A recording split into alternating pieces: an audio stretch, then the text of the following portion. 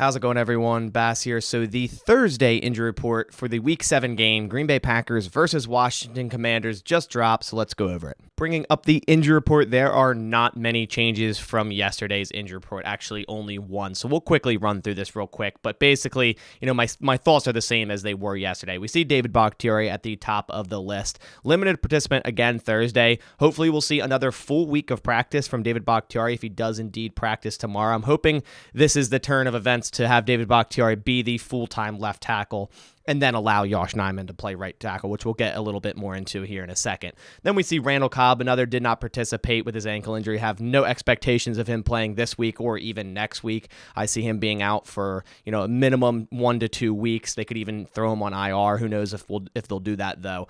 He could be back, 3 weeks, 4 weeks, who knows at this point. But the ankle injury is something significant enough to keep him out of practice for at least this week and maybe into next week as well. Then we see Rashan Gary, full participant again Thursday with that toe injury. We saw last week the same toe injury he picked up on, I believe, Thursday and was limited Thursday and Friday. So luckily that's not anything that's lingering around, and he should be ready to go and have no issues with that toe for this upcoming game. And then we see Jake Hansen did not participate yet again today. I fully expect the Packers to place Jake Hansen on IR and then pretty much activate Sammy Watkins in the same transaction. And on whether Sammy Watkins would play this Sunday, Matt LaFleur had this to say. Yeah, we'll see. He was limited yesterday, and I thought he did a nice job in terms of what we asked him to do. So we'll see if the Packers even activate Sammy to that 53-man roster before Sunday's game. If they do, I think he does have a chance to play, but they might still hold him out one more game because it is a hamstring injury. And of course, as I say always, they do linger. And then we have Elgton Jenkins here, limited again Thursday, just like yesterday,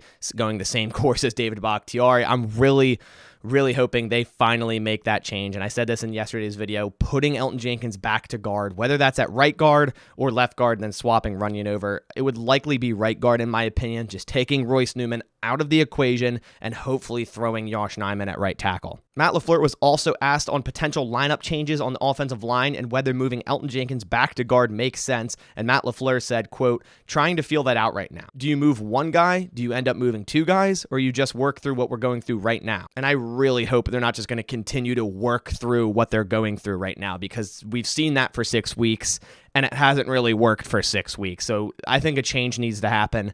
And in general, Royce Newman needs to come out of that starting lineup, and someone like Josh Nijman or even Zach Tom needs to go into the starting offensive line for sure. Then we see Mercedes Lewis with his usual veteran rest on Thursday. Moving down, Aaron Rodgers, he said he was going to practice Thursday and Friday, take it light Saturday, and be ready for Sunday against the Commanders. That's exactly what he was today, a full participant after missing yesterday's practice with that right thumb injury. And then finally, Christian Watson, again, did not participate with the hamstring injury. He's another player that I could see going on IR, but we'll see what happens. But that about does it for this video. Of course, the more important injury report comes out tomorrow with all those injury designations. We will likely see some more transactions with this team, players going on IR, like I said, Jake Hansen, maybe Christian Watson, players coming off, Sammy Watkins, Kylan Hill.